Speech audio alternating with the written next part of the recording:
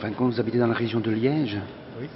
et vous êtes sculpteur et musicien à la fois. Voilà, c'est ça. Et en fin de compte, dans le cadre de l'exposition ici, vous allez venir avec votre instrument ou plusieurs instruments qui sont en pierre alors. Voilà, c'est ça. Et on va faire une rencontre avec les pierres d'Arthur.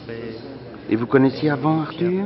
On l'a rencontré dans ce cadre du projet Un rêve de pierre, donc qu'on a monté avec Florence Présent. Donc on est allé en Suisse pour le rencontrer et pour le proposer. Et c'est la première fois que vous faites un concert ou c'est avec lui ou... On a déjà joué à Metz en fait ensemble au mois de juillet. Dans le cadre d'une exposition aussi? Dans le cadre de Luxembourg 2007 plutôt. Voilà, c'est dans ce cadre-là. Et ça avait eu un succès auprès du public? C'était très intéressant. Oui. Voilà. Et on jouait donc avec Paula Defresne à la clarinette et Arthur. Et le concert ici, il aura lieu quand? En fait, on fait un concert pour la clôture de l'exposition, c'est le 18 novembre. Oui. Donc ça, c'est la rencontre avec les pierres d'Arthur et mes pierres sonores.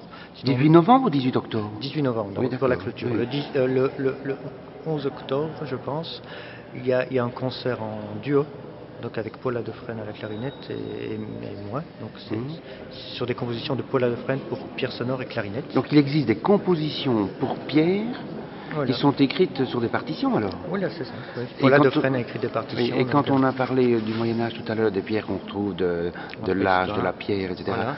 On ne retrouve aucune trace de musique, puisque on ne retrouve que des dessins, mais est-ce qu'on a retrouvé une trace de musique écrite? Je pense qu'en Chine, on a retrouvé des traces de musique, de partitions.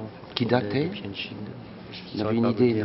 La dernière, on a retrouvé une pierre, on a parlé tout à l'heure d'une pierre qu'on a retrouvée au Vietnam. Au Vietnam, voilà. En fait, au Vietnam, on a retrouvé toute une série de pierres anciennes. Qui étaient destinées à faire de la musique. Voilà, utilisées par les minorités ethniques dans le plateau du centre Vietnam. C'est extraordinaire. Voilà, ouais. Vous avez eu l'occasion de les voir, de les toucher? Oui, j'ai fait un voyage de 7 mois, donc j'ai fait toute une recherche. Autour de ces pierres. Et vous avez joué avec peut-être? Ou on ne peut pas les toucher? Avec, oui, je suis allé dans les musées. Ça doit être extraordinaire. J'ai pu enregistrer toutes ces pierres.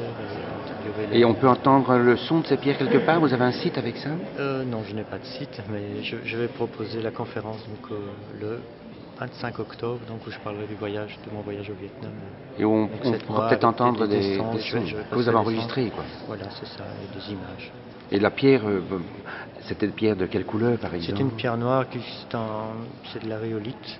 Il y a aussi du schiste. Et qui ont énormément de résonance, quoi. Voilà, ça sonne un peu plus comme le métal, c'est plus sec, mais c'est très très mélodique aussi. Donc c'est un instrument plus mélodique.